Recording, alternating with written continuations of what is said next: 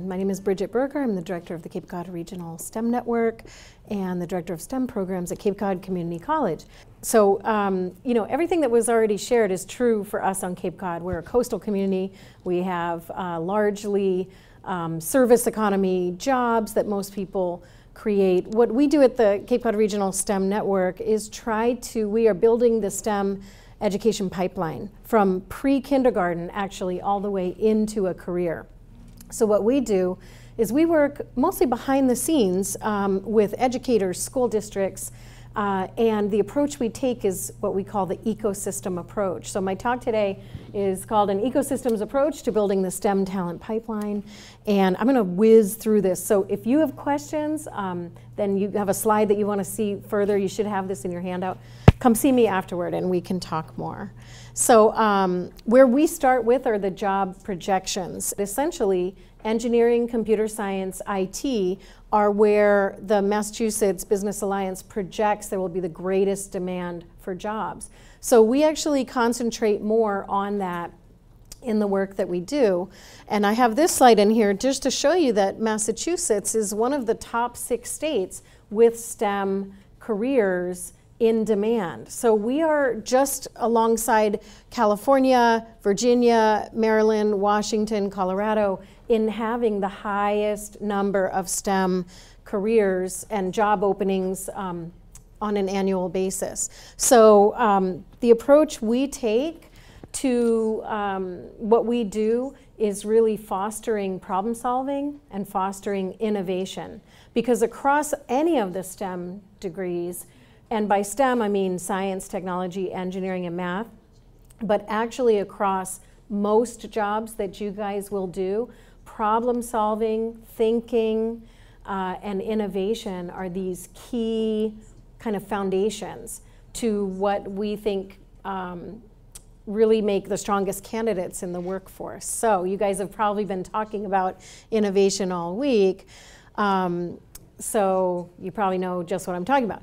So the STEM Network was named to a national initiative. It's actually a global initiative now called STEM Ecosystems.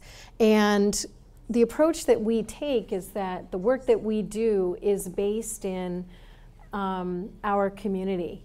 And so in each of these sectors, we are working to convene people interested in building this STEM talent pipeline at K through 12 schools, libraries who actually deliver a lot of STEM programs, science centers, after-school program providers, industry, higher ed. We're housed at our local higher ed institution for our region, and families. And so some of these we do better than others, but this is a roadmap for me as the director of this initiative.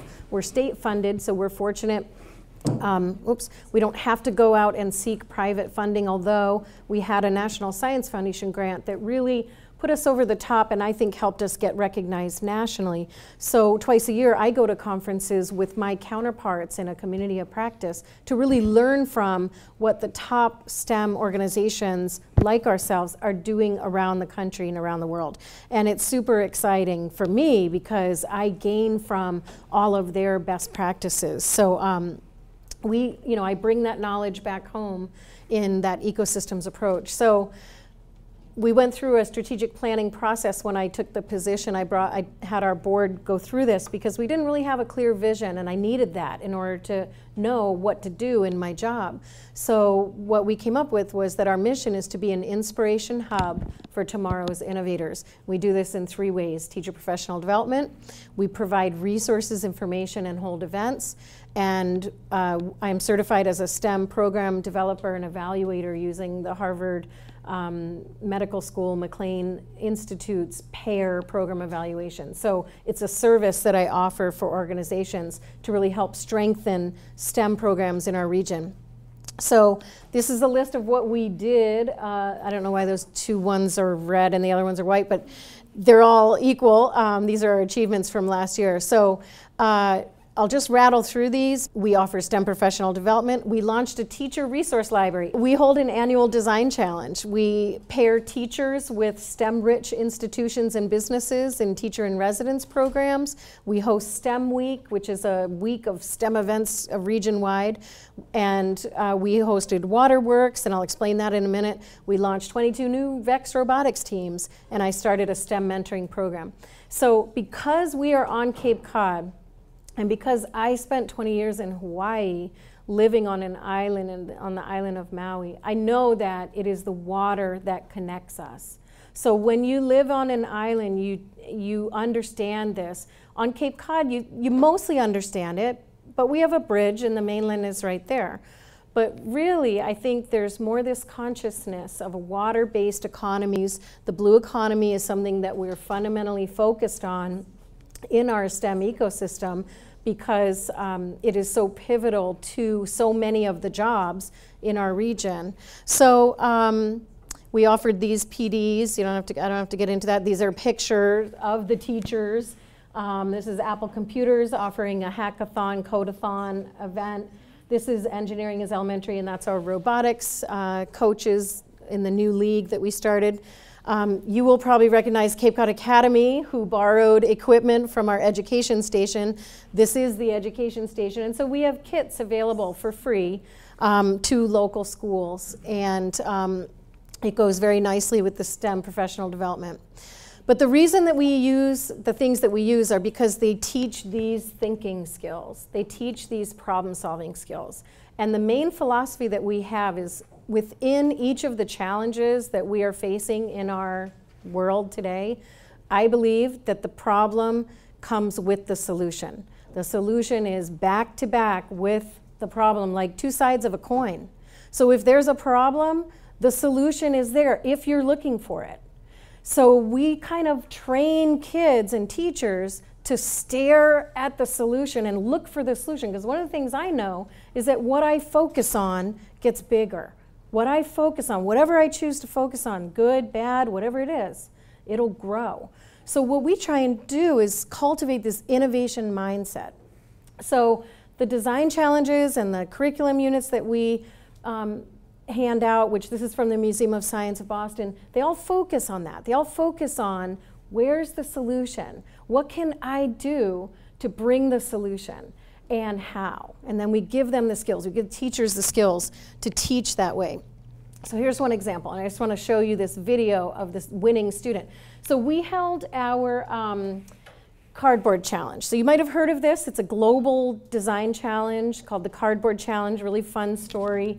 But we offered it on the Cape, and there's a couple from MIT that started this museum, a STEAM arcade called Whack-and-Hammers. So the grand prize was the winning classes were going to win a field trip to the arcade.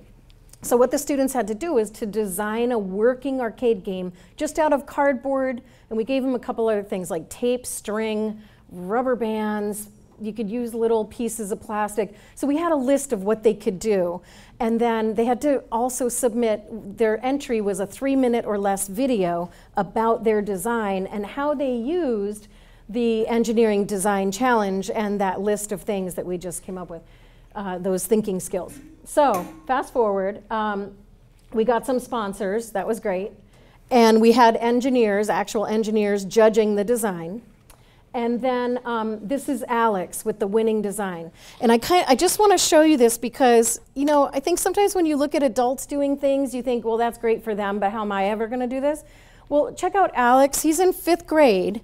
And look at what Alex invented out of cardboard, okay? And this will just take a minute, and then I'm just going to wrap it up from there. I guess I just want to leave you with that message that, it's all about the innovation. The solution is right there with the problem. And you can do it. So my contact information is at the end of this slide. These are just some of the organizations that we work with in the blue economy. Also, we host STEM Week, Sisters in STEM, which is an evening just for girls in STEM. And then we hosted Waterworks, which is specifically blue economy employers. 50 companies came to campus, and we had 300 high school students from all the 12 school districts across the Cape and Islands coming to explore in a hands-on way what the different careers are in the blue economy. So we're heavily invested in the blue economy, in innovation, and in empowering the next generation to find the solutions. So here's our mentoring program. We're getting a new science building, and here is my contact information if anyone wants to contact me. We also have on our website, this is our website, so CapeCodSTEMnetwork.org, we have a fantastic jobs and internship page. So if you are within commuting distance to the Cayman Islands, please check out our internships page, because this is always changing. This is an organization in Bourne, the National Marine Life Center is in Bourne doing great work. GHD, a global company based on Cape Cod, which always is hiring interns in their engineering department. So keep that in mind as you guys are going through your education and your career. I'm really grateful to meet you all. Thanks.